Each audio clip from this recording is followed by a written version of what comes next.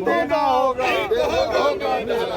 सरकारी कर्मचारी का दर्जा देना, कर्मचारी का दर्जा होगा। 1500 में दम नहीं, 1500 में दम नहीं। नमस्कार, न्यूज़ फॉर नेशन देख रहे हैं और मैं हूं आपके साथ वंदना। बिहार विधानसभा का सत्र शुरू है, आज छठा दिन है। तमाम विपक्ष जो हैं अपने मुद्दों को लेकर के सदन में उठाने का काम कर रहे हैं। आप देख सकते होंगे तस्वीरों के माध्यम से कि आज रसोइया को लेकर के इन्होंने आवाज़ उठाई है और उनको जो वेतन उनका बनता है, जो उन्हें हटाने का जो कोशिश किया जा रहा है एनजीओ के माध्यम से, तो उन सब मुद्दों को लेकर के आज फिर से सदन में पहुंचे हैं। आइए हम बात करते हैं, क्या कारण रहा कि आज आप लोग इस तरीके से प्रदर्शन? देखिए, पूरे बिहार के अंदर जिस तरीके से श्रम की लूट हो रही है, जो रसोइया हैं, जो आंगनबाड़ी में काम करने वाली सहायिका हैं, उनको इस महंगाई के समय में भी अगर सरकार वेतन नहीं दे रही है, उनको अगर 2000, 4000, 5000 रुपये दिए जा रहे हैं, तो ये शर्म की बात है। और देश को अगर मंदी से निकलना है, बिहार को अगर मंदी से निकलना है, तो आप समझिए कि जनता की क्रय क्षमता को बढ़ाना होगा। तो जनता के जेब में पैसे अगर नहीं जाएंगे, जो काम कर रहे हैं उनके जेब में अगर पैसे नहीं जाएंगे, तब तो कोई मतलब नहीं है। तो हम सरकार से यही मांग कर रहे हैं कि इस महंगाई को देखते हुए जितने लोगों का मानदेय नहीं दिया जा रहा है सरकार की तरफ से, उन तमाम लोगों का नौकरी पक्का किया जाए और उनको मानदेय सरकार दे। श्रम की लूट अब बंद सरकार करे। जी सर, हमेशा से नीतीश कुमार महिलाओं के लेकर के बात करते हैं, तो ये रसोइया में महिला ज़्यादा इसमें भागीदारी लेते हैं, क्या कहेंगे आप? नीतीश कुमार जो बात करते हैं और जो काम करते हैं, दोनों में मेल नहीं है। अगर उन्हीं की बात हम ले लें, महिलाओं के सशक्तिकरण की बात ले लें, तो आज लाखों से अधिक रसोइया है, लाखों से अधिक आशा बहनें हैं। ये इनके बारे में, इनका अगर महिलाओं को सशक्तिकरण करने का होता, तो जो महिलाएं 8 घंटा ड्यूटी कर रही हैं, उसी के मेहनत के बदौलत ये शिक्षा विभाग में अपनी पीठ थपथपाते हैं कि हम इतने बच्चों का नाम लिखवा दिए, पढ़ा रहे हैं। तो इनको तो सुन लीजिए, इनको तो उसको एक न्यूनतम मजदूरी देनी चाहिए। सुप्रीम इलाहाबाद हाई कोर्ट ने कहा है 1000 और 1500 पैसा देना, ये बंधुआ मजदूर के जरूर काम है। इसको कैसे सुधारा जाएगा? इसको सुधारने की सबसे पहली शर्त है कि जो सरकारी कार्यों में लगे लोग हैं, महिला हो पुरुष हो, इन सबों को सरकारी कर्मचारी की दर्जा देना आवश्यक है। और मजदूरी जो न्यूनतम है, न्यूनतम मजदूरी देना आवश्यक है। अगर ये दोनों नहीं दिया जा रहा है, तो यह सरकार महिला विरोधी, गरीब विरोधी सरकार है, शिक्षा विरोधी सरकार है, स्वास्थ्य विरोधी सरकार है। इन विभागों पर इसका कोई काम नहीं है, इस सब में फेलियर है।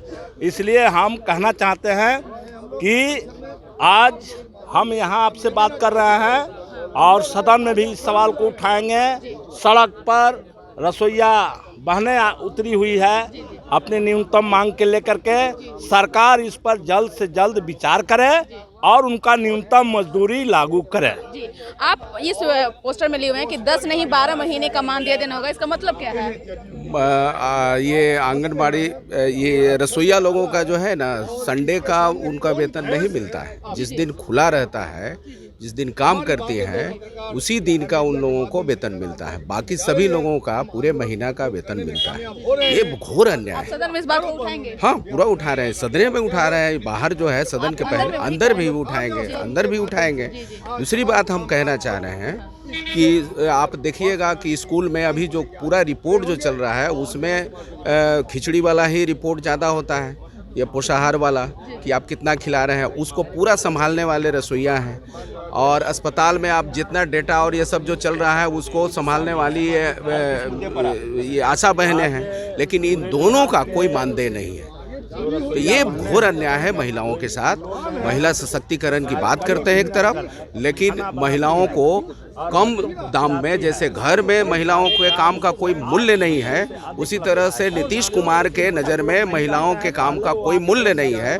ये कहीं न कहीं से सामंती सोच है और इस सामंती सोच के खिलाफ हम लोग आवाज़ बुलंद कर रहे हैं, सदन में भी आवाज़ बुलंद कर रहे हैं। क्वारंटाइन सेंटरों में जो रसोईया काम किए उनको वेतन नहीं मिला है, क्या इस बात को अंदर सदन में उठाएंगे? हाँ, बिल्कुल ये उठेगा। नीतीश सरकार कोरोना काल में अपने प्रबंधन को लेके अपना पीठ थपथपा रही है, लेकिन लाखों सेंटर जो बिहार में चल रहे थे कोरोना के और स्कूलों में, वहाँ रसोईया जो बहनें काम कर रही थी उनको आज तक मजदूरी नहीं दिया गया।